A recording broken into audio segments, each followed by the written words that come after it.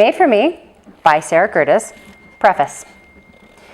When Danielle's father lowered his eyes and clenched his fist, she expected him to express anger over a job located halfway around the world, not his demand for her to take it. Wanting tears and a hug, she instead received an impassioned plea to make the most of the opportunity. Off balance and sensing the inevitability a life-altering change was about to occur, Danielle got right to the point. "What about Mom? I wasn't there for her when she needed me." "It's time you let that go," her father said. Danielle stared at him, his once chiseled jawline now puffy from illness and age. "How many times do I have to repeat that you were on a plane when she passed, and because she was a God-fearing woman, probably waved to you as she went to her final destination? David said go, and I second the opinion. What are you waiting for?" Danielle withheld her frustration at the absurdity of the question. "Your health to improve. What's so complicated about that?"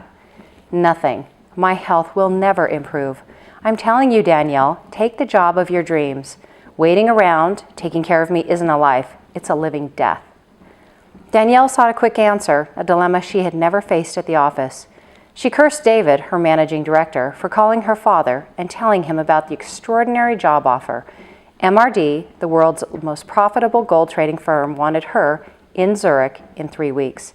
She'd make multiples of what she earned at Russell's, and for poaching her away, MRD offered an override on what she earned for a year.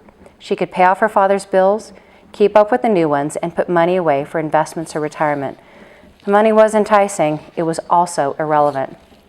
"Dad, I can earn money anywhere, but I only have one family, and it's here." Her father pursed his lips.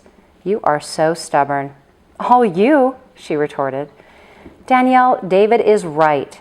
You could move mountains at MRD, not just change the course of a river here and there by staying in Portland."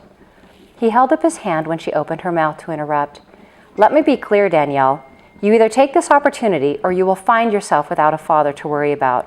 I won't have you wasting your life, and if that takes ending mine to help you get on with yours, then so be it." The finality of his words stunned her into thinking he was serious. "Now, we have an agreement. I suggest you start packing. Every day you arrive early is $50,000 in your pocket, and that's in francs, not dollars." "Well, don't just stare at me. Get going."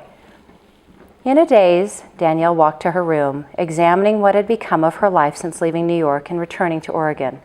Computers, trading, dating older men who didn't want emotional attachment, an arrangement perfect for her family situation.